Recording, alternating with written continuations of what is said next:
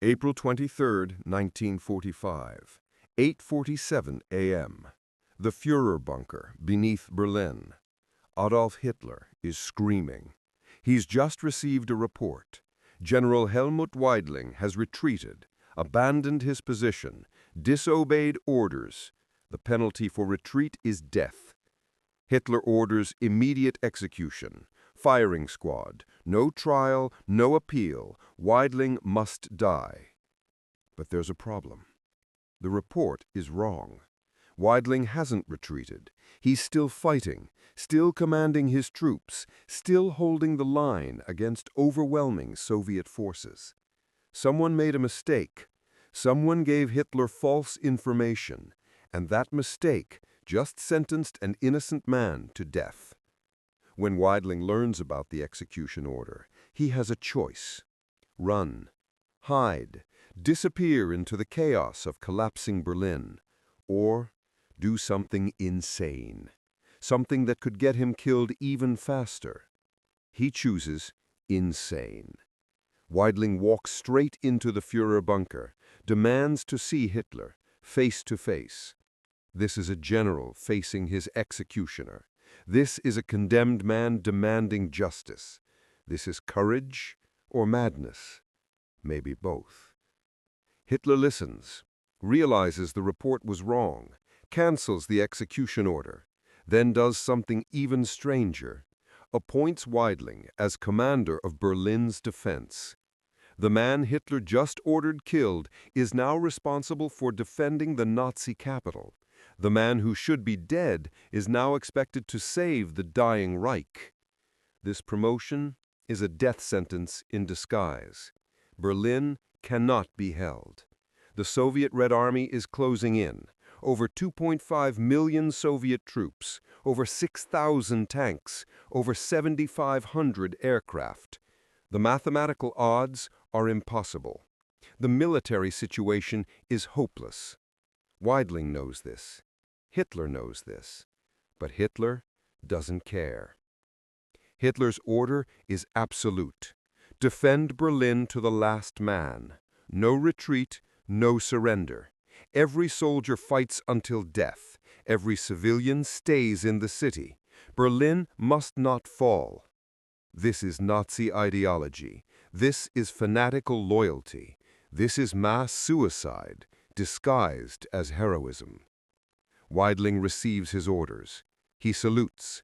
He leaves the bunker. He returns to his command post, and he starts planning something Hitler will never forgive, something that will brand him a traitor, something that will save over 300,000 lives.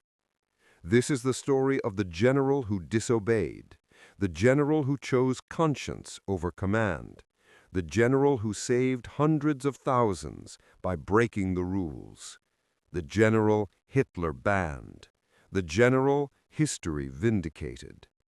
Some call him a traitor, others call him a hero. The truth is more complicated, more human, more important, because sometimes the greatest act of courage isn't following orders, it's refusing them.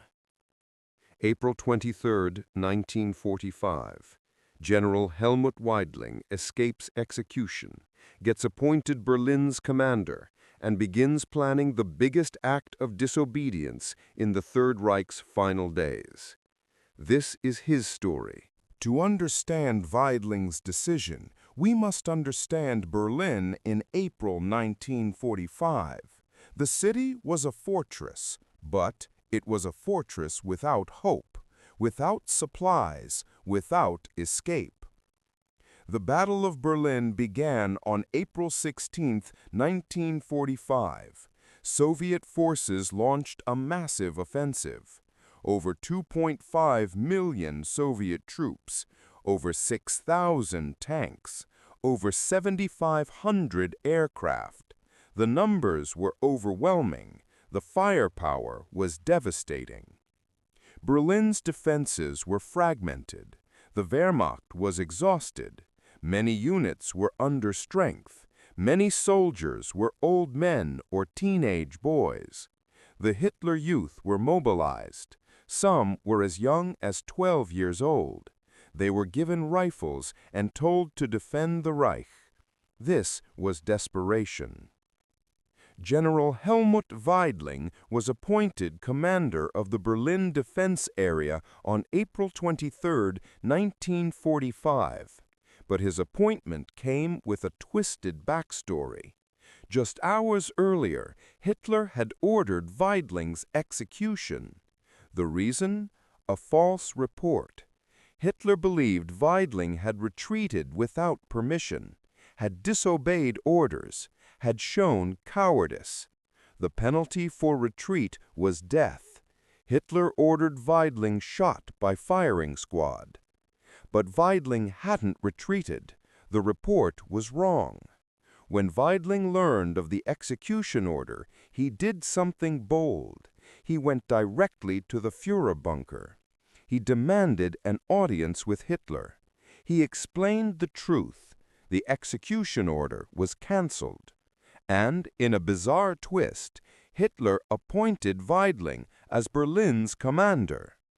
This was the man now responsible for defending the indefensible, the man who had just escaped death, the man who would soon defy death again by defying Hitler.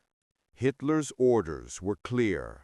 Berlin must not fall. Berlin must be defended to the last man. No retreat, no surrender, death before dishonor. This was Hitler's philosophy. This was Nazi ideology. This was the final command of a dying regime. Hitler believed Berlin's defense was symbolic. The capital represented Nazi Germany. Its fall would mean the end. Therefore, it must never fall. Therefore, soldiers must die defending it. Therefore, civilians must die alongside them. The logic was fanatical. The consequences were tragic. Weidling understood the military reality.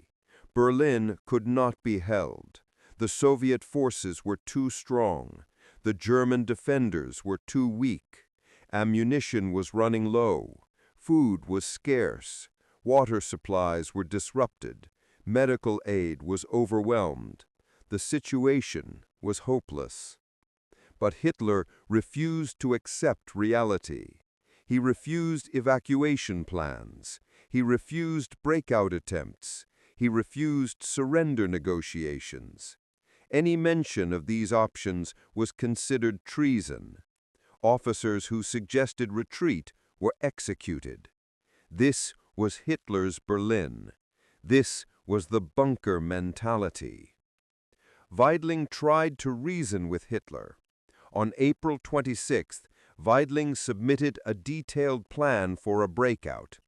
The plan would allow German forces to escape encirclement, to retreat westward, to surrender to American or British forces instead of the Soviets. This would save lives. This would preserve units. This would be rational.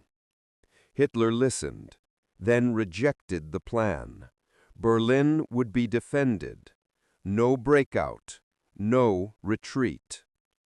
Weidling returned to his headquarters frustrated, but he was already forming a different plan, a plan Hitler would never approve, a plan that would require disobedience.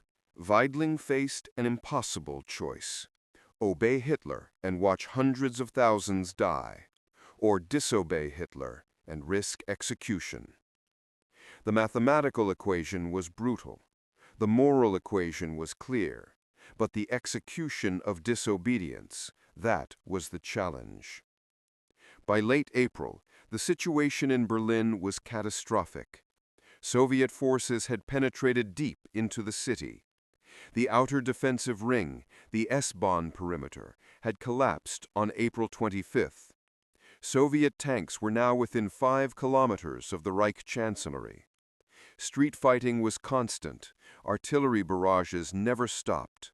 Buildings collapsed hourly under relentless shelling.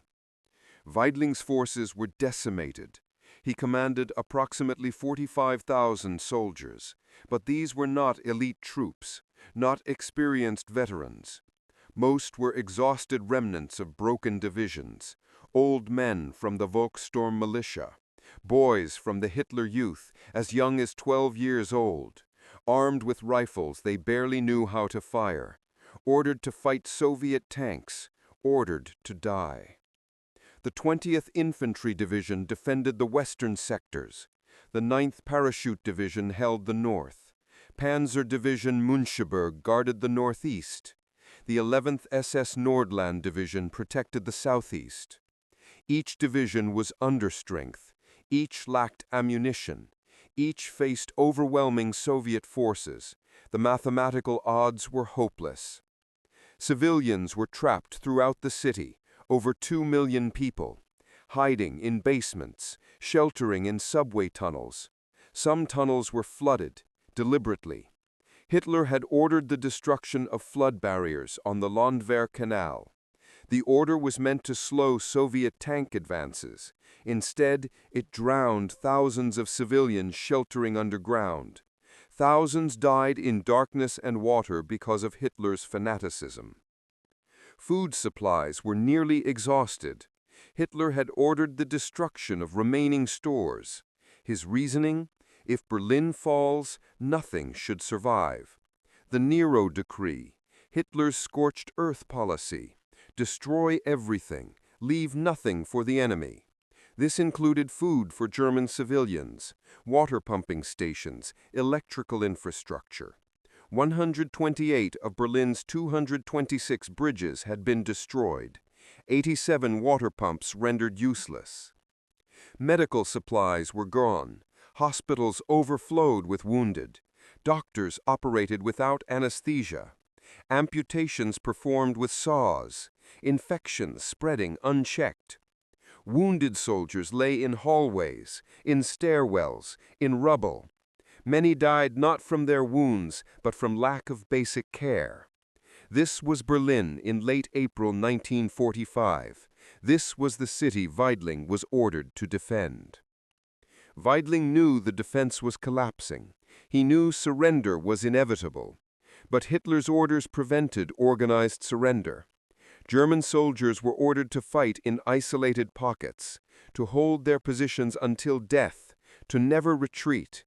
This tactical approach guaranteed maximum casualties, maximum civilian deaths, maximum suffering for no military purpose.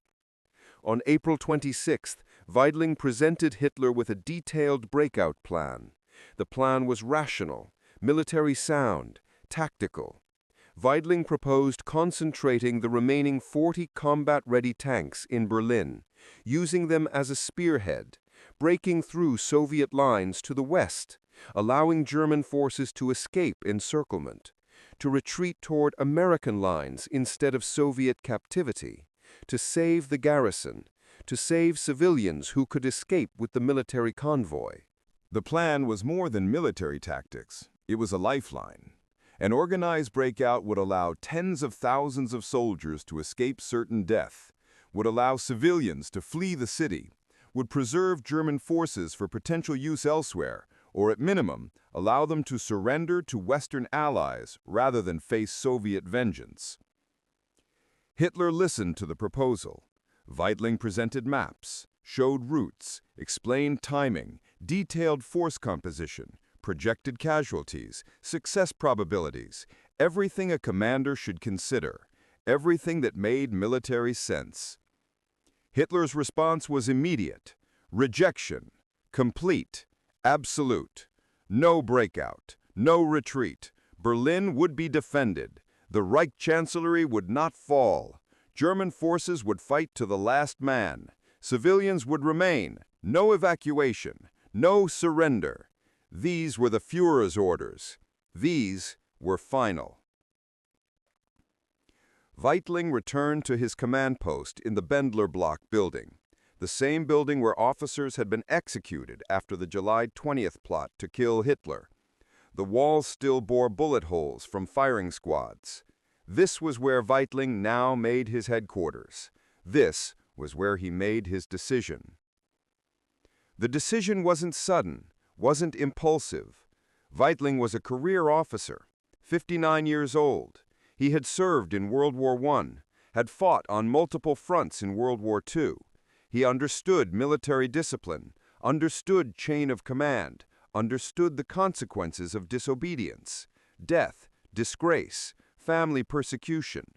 The Nazi regime punished not just the disobedient officer, but his entire family. But Weidling also understood something else. Understood that blind obedience to immoral orders makes one complicit, that following commands that guarantee mass death makes one responsible for those deaths, that sometimes military duty requires disobeying the supreme commander.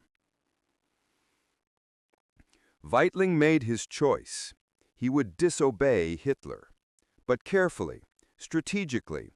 He would not announce a breakout, would not order mass retreat, would not create a paper trail that Nazi loyalists could use to execute him immediately. Instead, he would facilitate quiet disobedience, subtle disobedience, plausibly deniable disobedience. Weidling identified specific officers he could trust, colonels who commanded sector defenses, battalion commanders who prioritized their soldiers' survival over ideological fanaticism. He met with them privately, in person. No written orders, no radio transmissions, just verbal instructions, carefully worded, ambiguous enough to deny, clear enough to understand. The message was simple. Civilian evacuation was the priority. Creating gaps in defensive lines for evacuation routes was acceptable. Allowing units to withdraw to more defensible positions would not be questioned. Soldiers who deserted to protect their families would not be pursued. The message was never explicitly stated, but it was understood. Weidling began identifying evacuation routes, corridors through Soviet lines. The Red Army had completed the encirclement of Berlin on April 25th, but Soviet lines were not solid. Gaps existed, small gaps, temporary gaps, shifting gaps as Soviet forces advanced and repositioned. Weidling's staff studied Soviet movements, identified patterns, found windows of opportunity. The routes were dangerous, crossing active battlefields, moving through artillery impact zones, avoiding Soviet patrols. Many who attempted escape would die, but those who stayed in Berlin faced certain death. The mathematics of survival favored escape attempts over remaining in the doomed city. Weidling knew the risks. If Hitler discovered these actions, execution was certain. If Nazi loyalists reported the evacuation facilitation, SS firing squads would come. If the Gestapo learned of his quiet disobedience, his family would suffer. But Weidling had already escaped execution once, on April 23rd, when he walked into the Führer bunker facing a firing squad and walked out as Berlin's commander. He had already looked death in the face.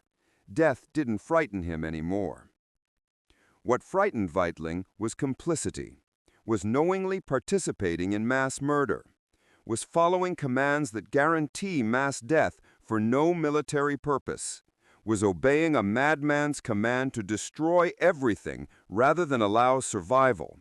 That frightened him. That motivated him. That drove his decision to disobey.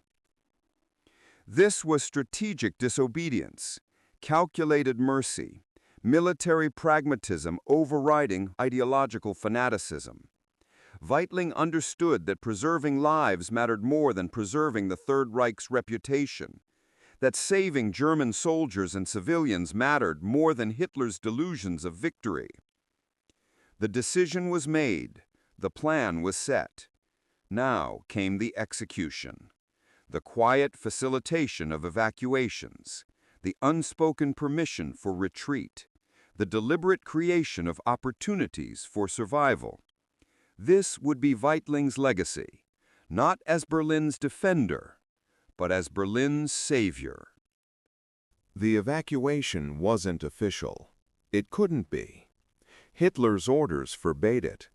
But Weidling found ways, quiet ways, unspoken ways, ways that saved lives without triggering Nazi retribution. Weidling identified escape routes, corridors through Soviet lines, gaps in the encirclement, paths across the Spree River, routes westward toward American lines. He communicated these routes to junior officers, told them evacuation was optional, told them civilian safety was priority. The message was clear without being explicit. Civilians began fleeing. Families with children, elderly residents, wounded soldiers who could still walk. They moved at night, through rubble-filled streets, through subway tunnels, through sewers. The routes were dangerous. Soviet patrols were everywhere, but staying in Berlin was more dangerous. Some German units facilitated the evacuations, provided covering fire, created diversions, held positions long enough for civilians to escape. These actions were not officially ordered, but they were tacitly approved by Weidling. This was command by implication. This was leadership without documentation. The numbers are difficult to verify. Wartime chaos makes precise accounting impossible. But estimates suggest over 300,000 people escaped Berlin in the final days. Some sources say more, some say fewer, but all sources agree.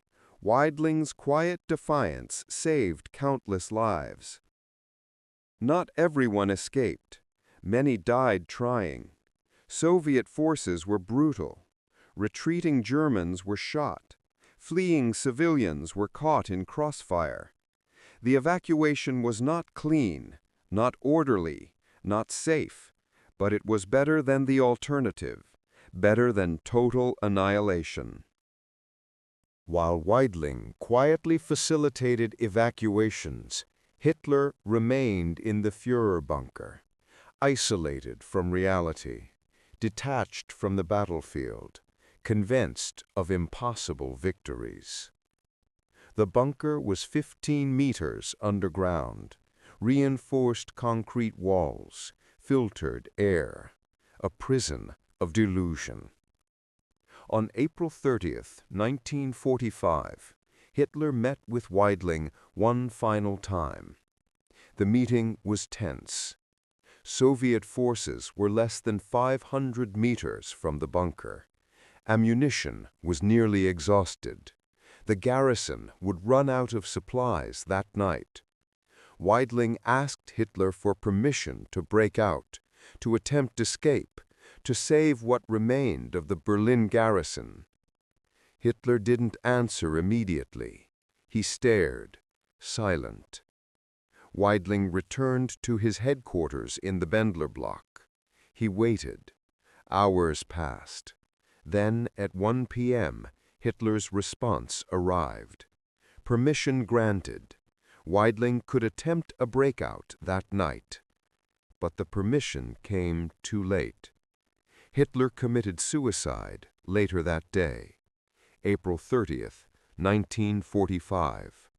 The Führer who demanded Berlin fight to the last man abandoned his own command, abandoned his soldiers, abandoned his city. Hitler chose death, while Weidling chose to save lives. After Hitler's death, the Nazi chain of command collapsed. Joseph Goebbels briefly assumed control. He sent General Hans Krebs to negotiate with Soviet forces. The negotiation failed. Goebbels committed suicide on May 1st. Leadership fell to Weidling by default. With Hitler and Goebbels dead, Weidling faced a choice: continue the hopeless battle or surrender and save lives. The decision was obvious, but implementing it was complex. German soldiers across Berlin were isolated, Communication was disrupted. Many units didn't know Hitler was dead. Many still followed orders to fight to the last man. On May 2, 1945, Weidling contacted Soviet Marshal Vasily Chuikov, commander of the Soviet 8th Guards Army.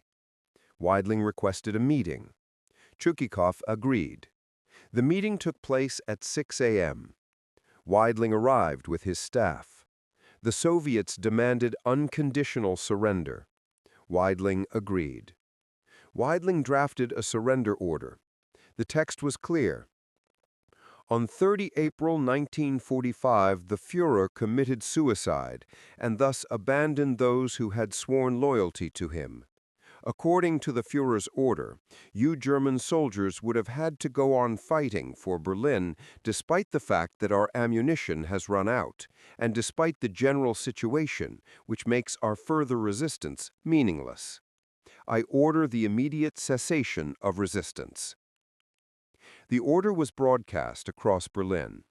Some units surrendered immediately. Others fought on, unaware or unwilling to believe. Pockets of resistance continued for days, but the organized defense ended. The Battle of Berlin was over. Weidling's surrender saved lives. Estimates vary, but likely tens of thousands of soldiers and civilians survived because organized resistance stopped. Buildings stopped being destroyed. Artillery stopped firing. The killing slowed. This was the final outcome of Weidling's disobedience.